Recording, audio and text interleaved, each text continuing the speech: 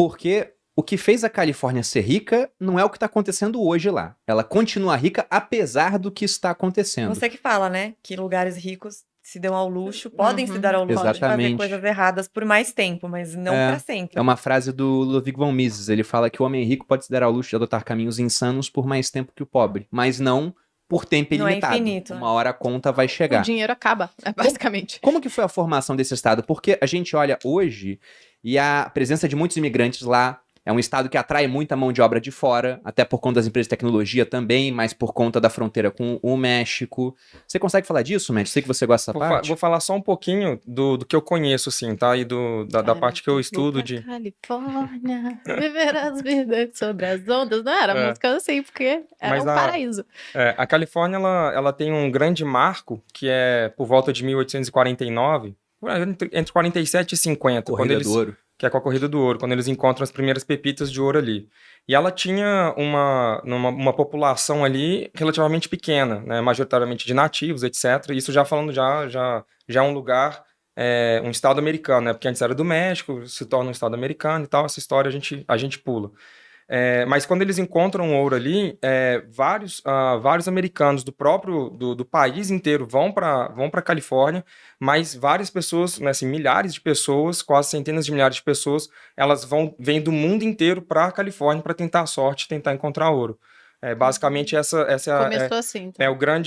a grande virada da Califórnia, né, Isso é sobre essa perspectiva. 1840, mais ou menos. Né? Então tem essa grande virada ali com isso. Então, quando a gente está até comentando aqui antes, né? Você cresce uma colônia chinesa gigantesca, você começa a ter meio que mais pessoas de fora do estado, ou mais pessoas que nem são nativo-americanas do que propriamente americanas. Então, você percebe isso no estado como um todo, né? Você consegue perceber como ele é bem diverso, né? Ele tem gente de tudo quanto é tipo, de tudo quanto é lugar diferente, é bastante diverso, sempre foi assim, ou seja, desde essa época ele já era mais ou menos dessa forma. Então você tem esse grande empurrão, né, que traz muita gente tentando a sorte, né? A gente começa a ter essa cultura de risco, do risco, exatamente, a cultura do risco, do tudo ou nada. Isso se torna algo padrão para quem mora ali, né, para a cultura da região, e isso vai avançando, né? Então, quando a gente pega um pouquinho mais para frente, sempre fazendo alguns saltos temporais aqui rápidos, né? Quando a gente vai um pouquinho mais para frente,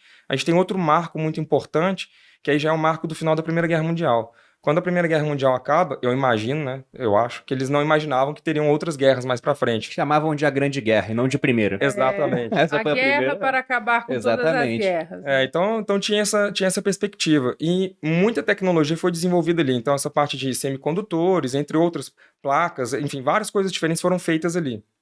E muitas delas sob uma influência muito forte do Estado, obviamente, afinal de contas, eles tinham que alimentar, né, a sua tecnologia militar, essas coisas todas. Então, não imaginando que seria necessário utilizar a ação desses recursos, né, novamente, e para não perdê-los, eles começam a ceder muitas dessas coisas para a iniciativa privada, ou a parte da iniciativa privada que já estava ajudando na operação, né, fazendo esses equipamentos e essas coisas todas ali. Então, essas empresas, elas precisam de mão de obra para continuar fazendo essas coisas. Então, assim, avançando rapidamente, você vê, por exemplo, o Pentágono cede, que a gente poderia chamar mais ou menos o que a internet se tornou mais para frente, e várias outras tecnologias do tipo. Por isso que ele chama Vale do Silício, né? Várias coisas eram feitas ali para alimentar esse maquinário, vamos chamar assim, esse maquinário militar.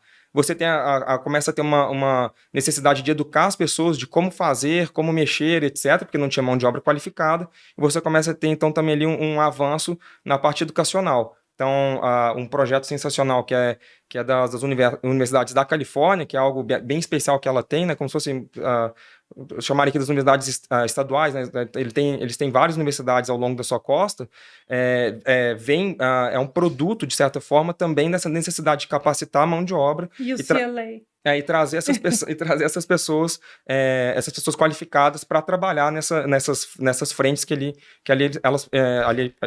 existiam naquele momento. Tem um ponto interessante, quando você vai pegar essa questão das universidades, é que elas, no começo, elas defendiam muito, elas levantavam as bandeiras de liberdade de expressão, de liberdade de imprensa, de independência, uma série de coisas diferentes. Você tem várias histórias fantásticas, por exemplo, como é que Stanford começou, enfim, que é um outro caso separado. Então você vê ali o crescimento dessa parte educacional, e ela é crucial para essa virada, porque mais para frente que a gente vai ver como elas foram instrumentalizadas e usadas para outro caminho diferente. Sabe qual é o endowment como é endowment? Putz, não sei traduzir endowment. Esse povo é enjoado, né? Só... Slogan? Não, endowment, o dinheiro, endowment sim. de Orçamento? Stanford. Seria isso? Não.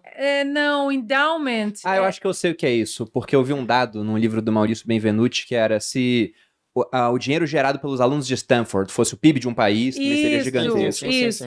Só que o endowment também não é só o dinheiro gerado pelos alunos, mas também doadores, tipo ex-alunos. É tipo uma receita, então. É uma receita. O endowment de Stanford é de 26 bilhões de reais, de dólares.